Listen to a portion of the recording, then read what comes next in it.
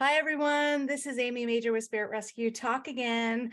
I know you missed me, but I have another guest on with me, Valerie Lofaso, with me today. She's actually a paranormal investigator. She's actually written a few books, which I definitely want to talk about as well.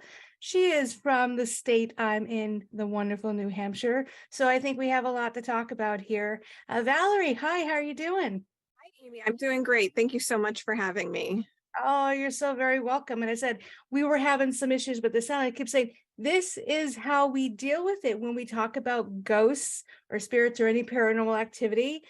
The technology just doesn't work with us sometimes, but everyone watching kind of knows the drill by now. But I think we have so much to talk about tonight. So let's just first start with tell us a little bit about you. What do we need to know about Valerie? Sure. So it's always hard to find the starting point, but I think for my spiritual journey, it started for me as a writer. I was writing my fiction books, and I was writing about a young teenage medium, and sent my first manuscript into a publisher and received a response saying, "Story's good, but it needs more bite." Oh, And so I went, okay, well, what do I do to get more bite? And, I was a researcher. I watched all the stupid TV shows that were out there. This was yeah. years ago before there were some good ones out. It was sightings and unsolved mysteries, from the 80s and 90s. Anytime there was a ghost story on, I was, glued to the TV. But I said, okay, what do I need to do to get bite? And I realized I needed hands-on experience. That was the one thing I wasn't doing. So I found a paranormal team. This was around 2010. And I joined up with them, and they had a team medium, which was fairly uncommon at the time. Most investigative teams back then were strictly investigative. They didn't want to bring mediumship into it, but this team had a medium. And so I trained to be just an investigator, worked with the medium. I knew I was an empath, but I didn't quite understand what that meant. I knew it meant I was sensitive, but I didn't realize that was my intuition talking until I trained as an investigator and started really working with the medium.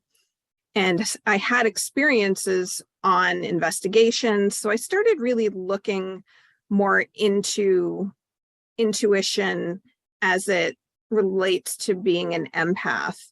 And I have been on a journey of exploring that pretty much ever since then. And I've brought it into my writings. I do an empath support group twice a month, once online and once in person, because I think it's really important for empaths to be able to connect and talk and relate and maybe commiserate once in a while.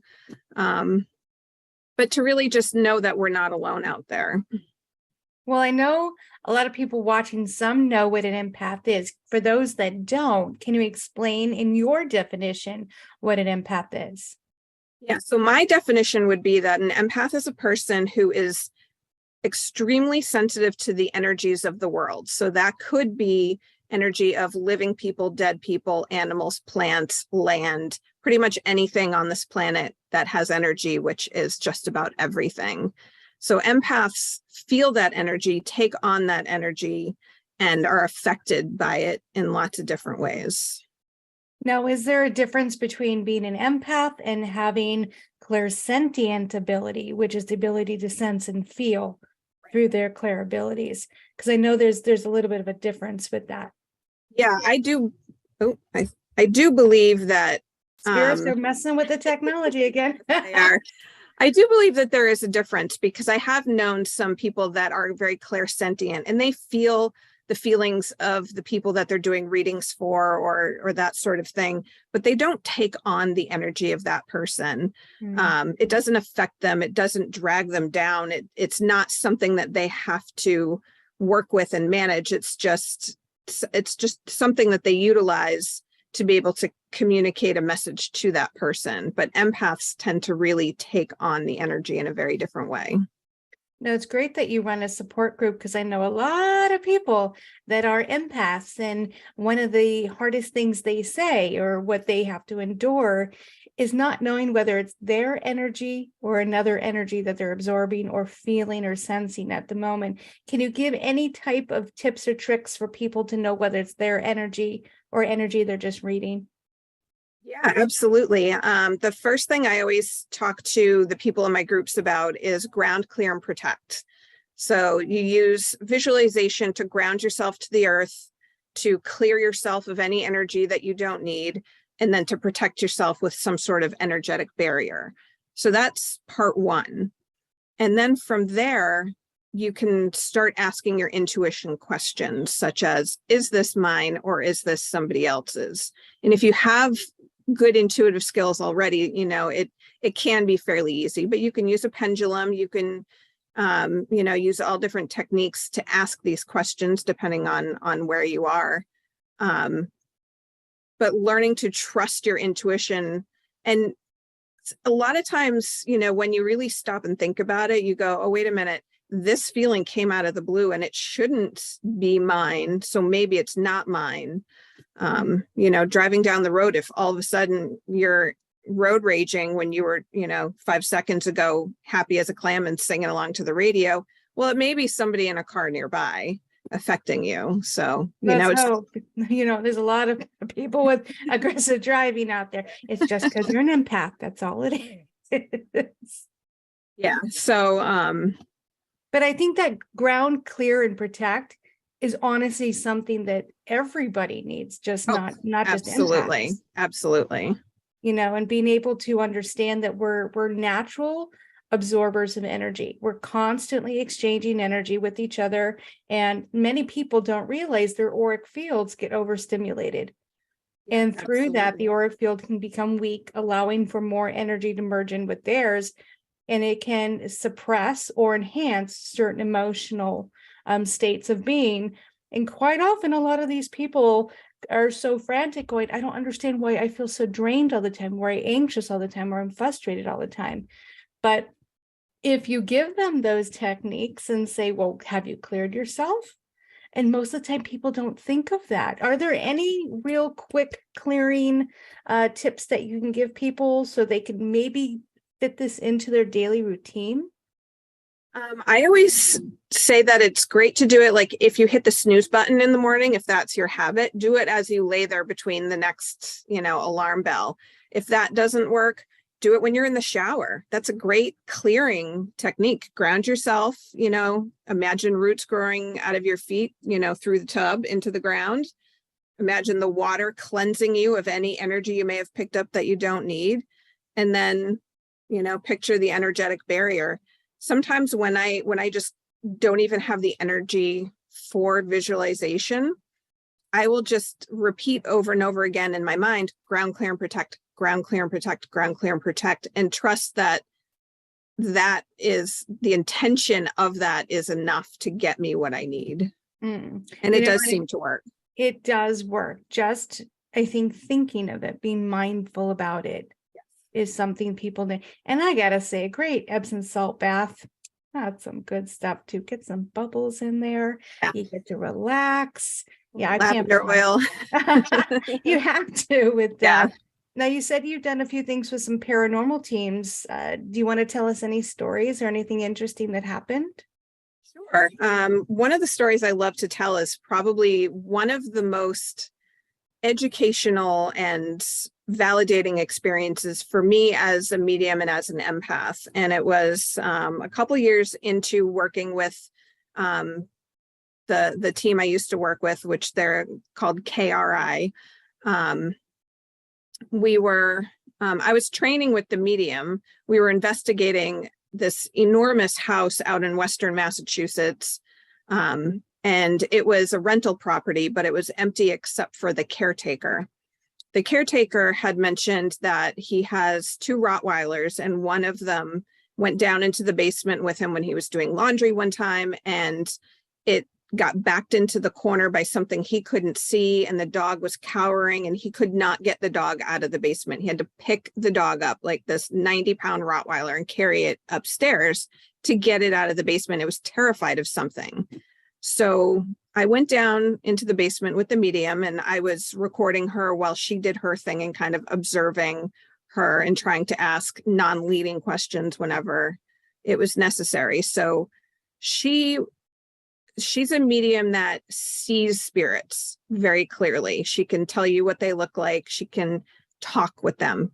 I'm not that kind of medium. I feel them at a very core level and have to then translate that into messages and visuals and that sort of thing. So she said that she was talking to a little boy. She discovered a little boy in the basement, and this little boy was about 7 or 8 years old, and he was telling her a sob story of how mean his mother was, and she abused him and just called him the devil, and he was, always told him what a horrible little boy he was, and he was really, really sad. And I'm listening to her tell his story, and I'm like, why am I not feeling like there's a little boy here? I'm not feeling sad. I'm a mom. At the time I had a daughter not too much older than him, and I didn't feel that motherly empath sadness for this poor little boy. And me being me, very insecure at the time, when my intuition must not be working, And so she's, trying to figure out how she can help this little boy. And then she goes, oh, I'm like, okay, tell me what that was for. And she said, he just put one hand on one cheek and reached up and bit me in the other cheek, like bit a chunk out of my cheek. And I'm like, what does that mean? So she dug into it a little more and discovered that this wasn't actually a little boy, but it was something non-human disguising as a little boy.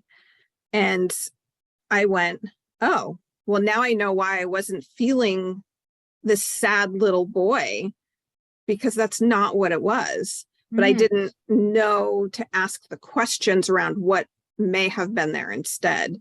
So that really opened my eyes to, just because she can see something and I can't feel the same thing doesn't mean I'm not feeling something. And so that was a really good experience for me as a medium to validate my own skills. Yes. And the thing is, one thing that I teach my students is we all carry different vibrational frequency. We all have different abilities, which means we're all going to pick up on different spirits, different energy, different residual energy. It's all going to be on various different vibrational frequencies. So the fact that you might not be picking up on something she is doesn't mean the two aren't there. And it doesn't mean that you're wrong. It just means your vibration doesn't match the vibration that she's reading. But in this circumstance, you were reading an energy that you should have trusted, because you can't trust what you see. You have to trust what you feel. And that's what I always teach my students. Don't pay attention to what you see. Pay attention to how it makes you feel. Look through it. Look at what the real intention is behind it, because as you know, a lot of entities come through with a beautiful, shiny little young face saying, oh, woe is me. But this is where you have to be a little cautious in those type of. So did anything happen with the entity? Did you guys get a chance to clear it? It was a really unusual situation. We were not allowed to clear when we were there. There was one spirit in a different part of the house. It was a male spirit that we were allowed to clear. But the rest of the property, there was something energetically going on with the location where the medium described it as an energetic wind moving through the area, and it had a job to do, and it wasn't done doing the job. So we were not allowed to clear yet. We had to let everything that was there remain so it could do whatever it needed to do. There are certain things put into place on this planet to get people to do certain things, and that's basically what basically that's what we were told. However, she did find out when it should end, and we went back probably 8 or 9 months later as a big group of students went back with her, and we did then clear everything from that once the wind was gone. It had apparently served its time and moved on to somewhere else. Wow. Any chance we can find out how you cleared it? I honestly don't remember. It was so long ago at this point. I just remember that there was probably 6 or 7 of us there, all different types of psychics and mediums, all just trying to connect with the energy. I think for me, I just tend to focus on unconditional love. And I think if I remember correctly, I was just, oozing unconditional love to whatever was around that needed it. Wow. And that was pretty much my job. Well, as you know, I do specialize in rescue. So every time I get a chance to, when we go to any places, we try to help the spirits transition. But as you said, sometimes these serve a purpose. They're there for a reason. And I always train the students, step in. Why is it there? Is it ready to go? And as you know, we can't force any spirits into the light because of their free will. We try to, get over there. Try, it's a better place for you to be. Have you had any experiences where the medium was able to connect to any ghost that really didn't want to cross over and you guys had to do something else to get it out of the property? We've had some challenging encounters, but for me, I typically will ask my spirit guides to assist. I'm pretty clear. I have a great connection with my spiritual team. They're great with helping me out. And typically when somebody is really challenging here, it's okay, well, what do they need? I have found that a lot of times it's because, well, maybe they're not religious. They in life, they were not religious. So they're not gonna want to talk about God and light and that sort of thing. I had a clearing I did, can't remember where in New Hampshire it was, but it was here in New Hampshire, where there was a young man who had died in a dirt biking accident, and he loved science fiction, but he was scared to cross over. So I worked with my spiritual team, and we gave him a motorbike, and then we created a ring of fire with a science fiction looking portal, like swirling mass of stars within it, for him to be a daredevil and, ride your motorbike up this ramp, jump through the hoop, and you'll cross over. And he loved that. And he did it. No problem. You gotta do what it takes. Right. It was, I made it personal for him. And that's what I try to do. Find out what it is for them that they connect with and make it personal for them, whether it's finding a loved one that they want to connect with to come over and help. That tends to work. There was a little girl one time that came through when I was doing a seance, and we had a unicorn come and carry her off because that wasn't scary for her. Right. Now, you said that you joined these paranormal teams because you're writing books. Did anything come from that? I do have 3 books published right now. They are young adult paranormal fiction series. So each book is related, to the next. The premise is that this girl, Josie, goes to summer camp. She's very out of her element. She has an accident and all of a sudden can see and talk to ghosts. And from there, it explores, how does it affect her life? How does it affect the people around her? And it's all about the connections with the living and the dead and how she helps manage those. So is this like a series, or is it Yes. just, wow. So definitely want people to look. And how old is the girl in the story? In the first book, she's 15. That's around the same age that most people wake up to their abilities. And, there's a lot of parents that come and they're like, we have our kids that are open to all of these abilities. We don't know what to do with them. So having stories like that would really help out quite a bit. But do you have any suggestions for any 15-year-old girls out there that are going, I'm starting to see things, I'm starting to feel things? What type of suggestions do you have for them as where to start? Definitely find somebody you can talk to. find a trusted medium who can maybe help answer your questions, or find a support group, because I think one of the biggest things for me, I had experiences my entire life, but until I actually met a medium and started talking to her and meeting other people that were psychic and medium and hearing their experiences, I didn't realize that, oh, all that stuff really was because I have this ability. I had no context. So finding a way to put your experiences into context is really important. So, I think connecting with people is the best way to do it, but there's books and there's YouTube videos and, there's all sorts of ways that, with technology that kids can find somebody that they connect with that can help them with that.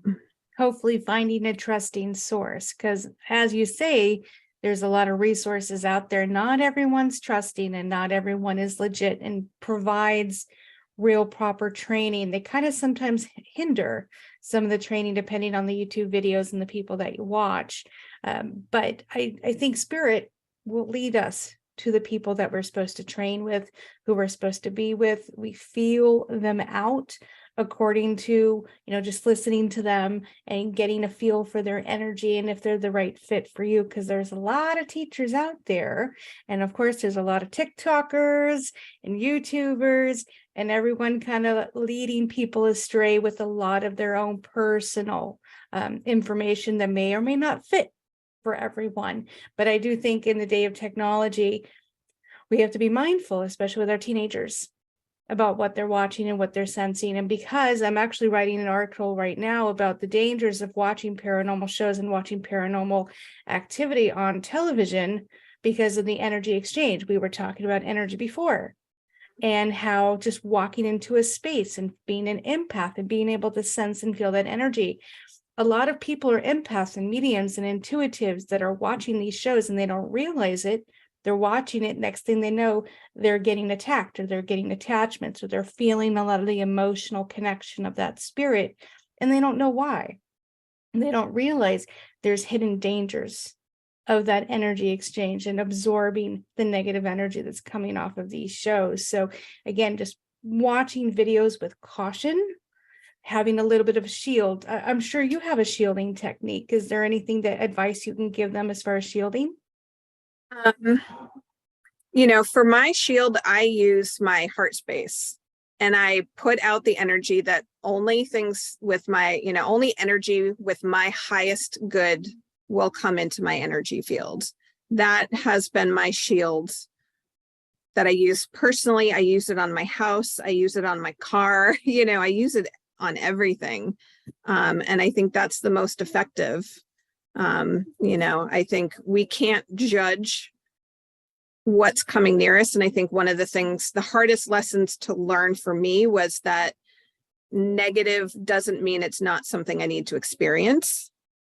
So trusting that even if something that maybe is upsetting or negative comes near me, there's a reason for it. There's something I need to experience or something I need to do to help the situation. So if I'm coming from a heart-centered space and trusting that whatever it is, it has, it's for my highest good, then I'm able to trust the experience. And that has worked pretty well for me. I think that's a really great place to have is having that open heart, what we call heart center, of being able to radiate that beautiful light and being able to kind of stand in your power. And I think that's what you do when you state the affirmation. What you're really doing is standing in your power, because you kind of have a demeanor of somebody that says, I'm not taking anyone's crap. I'm going to stand in my power. I'm going to sit here and no one's going to get through my personal space. There's a lot of people out there that don't have that. They feel very insecure. They're unknowing of their abilities. They get frightened by a lot of the energies that are out there, and they lose their capability of having confidence in their own power. And I think having certain techniques to be able to get people out of that mindset and remember their power, because a lot of people that get attacked energetically are also very wounded people here in the physical world, whether it's through abuse, whether it is through any trauma or crisis or anything that really kind of took them out of their place of confidence and power and authority within their own energy. we're the walking wounded in this world right now. Absolutely. I was in that place for a very long time. How did you get out of it? Through a lot of self-work, a lot of healing work, and as you were saying, it when you're in that vulnerable space, it's hard to trust what you're feeling, what you're picking up on. But I found, I call them my heart family. It's my spiritual paranormal community of people that I trust, that I know, that I can go to for validation. We validate each other. We help raise each other up and teach each other, so that when we do encounter something, we can trust what we're feeling because we've received that validation. And I think having, those trusted people that can help you get validation is how you can get lifted out of that space and trust your intuition and know that when you're picking up on something and you say, this is what I feel, even if the person across from you says, nope, well, okay, you can say no, but I know what I feel. It's trusting your own self. Yes. And what you're getting. Yeah, I know all about that, sitting in the development circles many years ago and saying, this is what I feel, this is what I see, and be like, I'm not feeling it. And then I realized over time, they don't have to feel it in order for it to be true. Right. It just has to be, I feel it, I sense it, I see it, because I carry a different vibrational frequency. I'm stepping into something a little bit more than what maybe you are. But I think it's a great idea to have a tribe. There's lots of tribes out there. Yeah. And having that buddy system of people kind of coming together and having your back and saying, yeah, I do see that.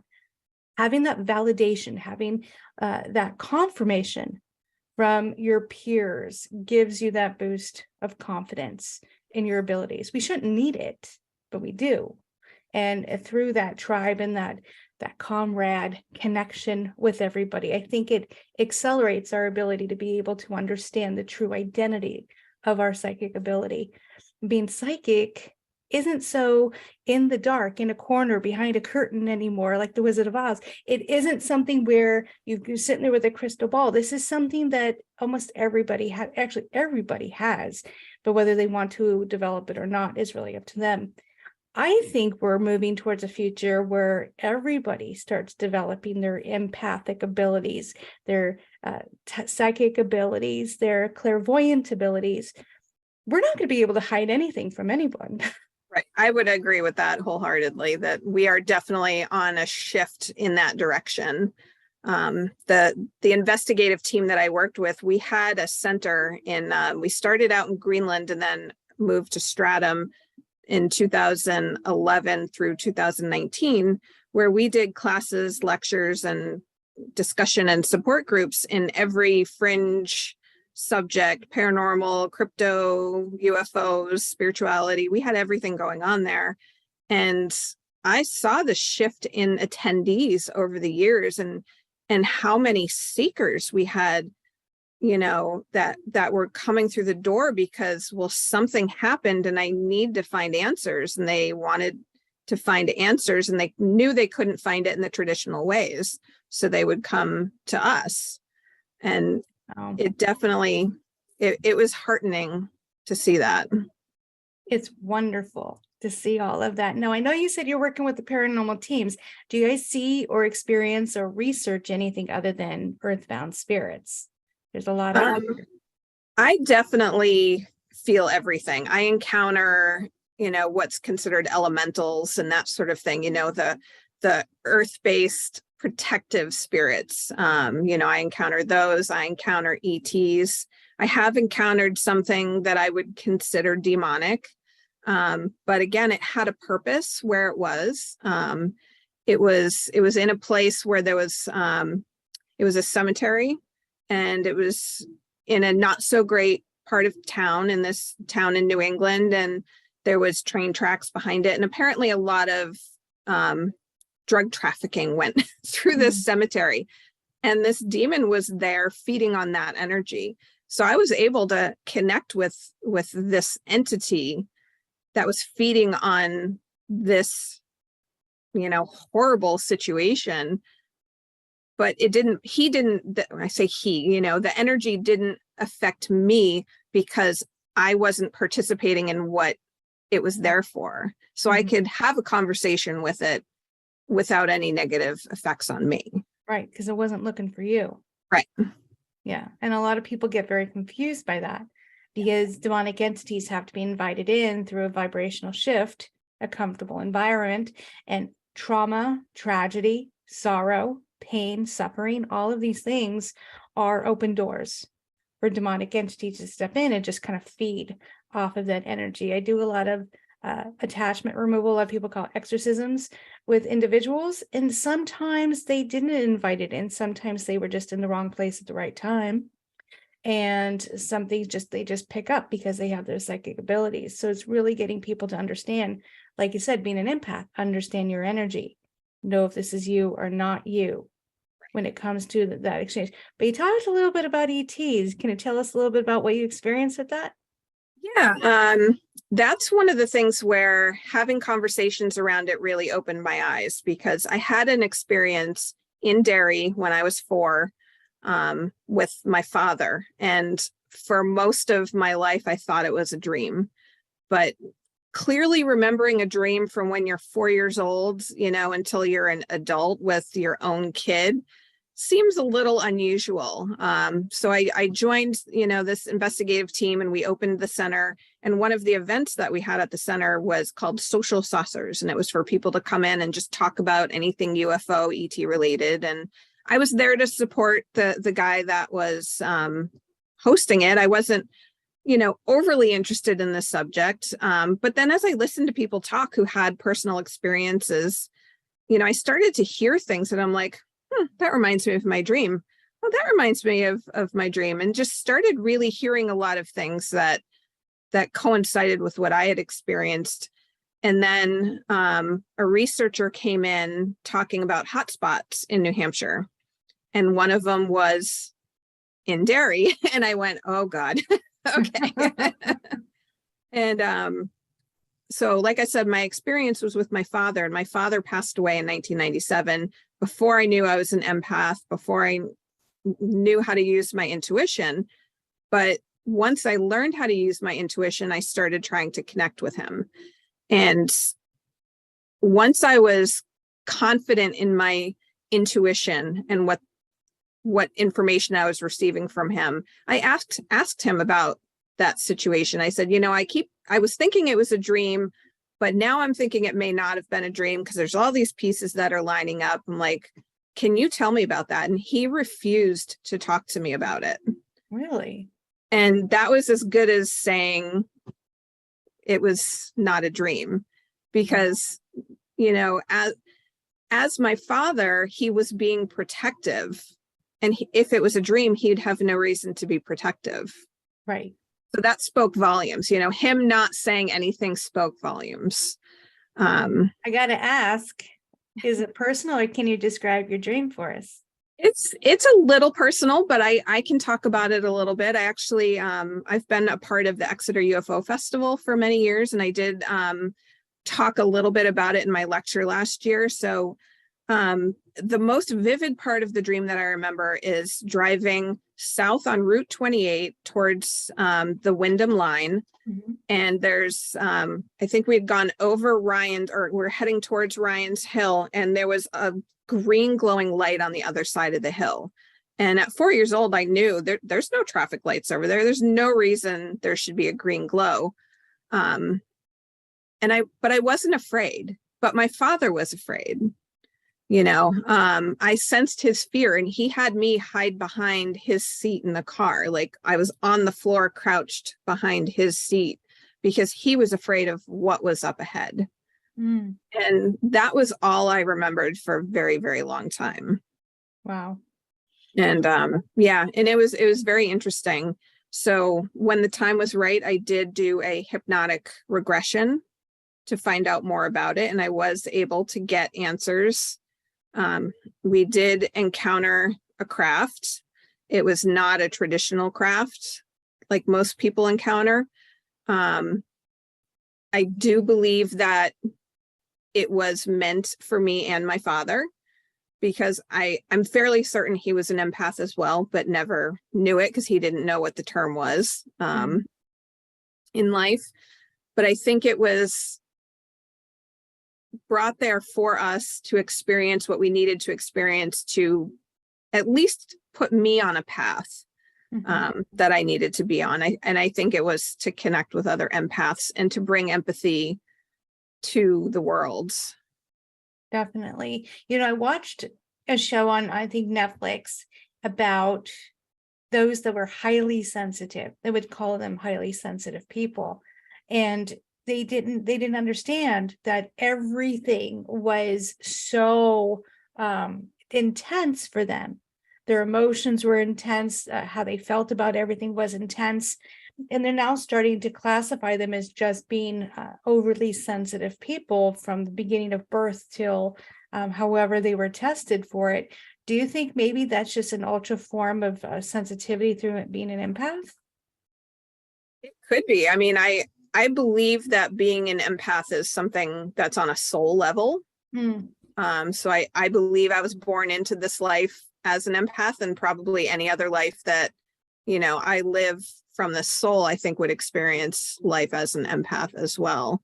And looking back, I identify things from a very, very young age, from, being very sensitive to loud noises, to knowing when other kids didn't like me, even when they gave absolutely no indication of that, just knowing that for whatever reason that person was uncomfortable by my presence. Things like that happened from the beginning. I can look back and remember those. I know a lot of empaths really go into more of the healing modalities. Is that something you've ever thought about doing? Because empaths make wonderful healers. I am a Reiki master. So I do a lot of that work. I am cautious about who I work with, though. I'm very, because I am energetically sensitive, I'm careful about who I put my hands on. As you should be. Yeah. So I don't do it as often as I would like to, but I do it as often as I can. Well, it's just getting more protective tools there, shielding, grounding, getting a lot of your guides in there to protect you, learning how to read energy without it penetrating into you. My guide's been teaching me a lot. I'm obviously an empath as well since a very early age, but I think I had more of the astral travel in my childhood more than being an empath. I think I was in my body half the time, out of my body half the time. And I don't know where I was going, but I was having a great time. So it's like, I think there's so many people out there that have these very unique abilities that they don't really understand. And I think just watching shows like this and watching people and talking to people and going to these groups really help them quite a bit. There's a lot of people out there that do have UFO stories, though. Absolutely. I was once in a UFO support group with about 15 other people, and just because we asked the question, how many of you are empaths? And I would say all but maybe 2 raised their hands. So all these experiencers of ET and UFO activity were empaths in this room. That was, to me, that was significant. Or at least with psychic ability, and they didn't know it. For sure. Do any of these groups still exist? Can people still reach out to these groups? Well, like I said, I do my empath group still. I have an online version and an in-person version, for people that are local. My friend Mike Stevens is the UFO guy. He has Granite Skies. I think his website is granitesky.org. He still does a lot of UFO support. If somebody out there has had ET or UFO experiences and are looking to talk about it, go to his website and reach out to him. He's definitely the person to talk to about it. I would definitely send a lot of people over to him for sure. I know a lot of people with those experiences as well. But so if people do want to join your empath group, or they just want to talk to you, how do they reach out and connect? Right now, unfortunately, Facebook is the best place to reach me. So Valerie Lofaso, author and empathic medium, is my Facebook page. I am working on a website, but it's slow going right now. And the empath groups are on meetup.com. which is a great website for connecting to groups. There's a group out there on Meetup for just about anything, but there are a lot of paranormal and spiritual type groups out there as well. The empath group can be found under consciousness studies on Meetup. Wow. So any future projects in the works? Yeah, I have the 4th book in my series is being edited right now, and I'm writing the 5th book in the series. I did create a workbook for intuitive development for empaths that I am working on getting published right now. And then my full UFO story. I don't know if you know Paul and Ben Eno out of Rhode Island. They're fairly well-known researchers into all things paranormal, but they have several books out, and I contributed a chapter to their next book that is called Uneasy Skies. It's all about different paranormal UFO experiences. So my full encounter at 4 years old will be in there. That's amazing. Yeah, I know with the UFOs, I live up near Franconia Notch. Oh, yeah. Oh, yeah. Betty and Barney Hill. Oh, yeah. And every time I go through the Notch to get home, I'm like, don't you dare come by. Don't you dare do it. And it's just like, there's a lot of alien activity here in New Hampshire. I don't know. They just love us here. I don't know what it is. But I'm so grateful to have you here on the show and to share your wonderful, unique stories and all the wisdom that you have. I know there's a lot of empaths out there that would love to connect with you. So I just want to say a big thank you for coming on the show and sharing your awesome story with us. Thank you so much for having me. I'm very grateful as well. Thank you. And thank you to all of you for watching. It was an amazing time. Again, please reach out to Valerie if you have any questions about being an empath, or again, reach out to her if you want to talk about the UFO stories as well. I know a lot of you have your own personal stories. Throw them down in the comments. We want to see what everybody has to say. And thank you again for joining us. See you next time.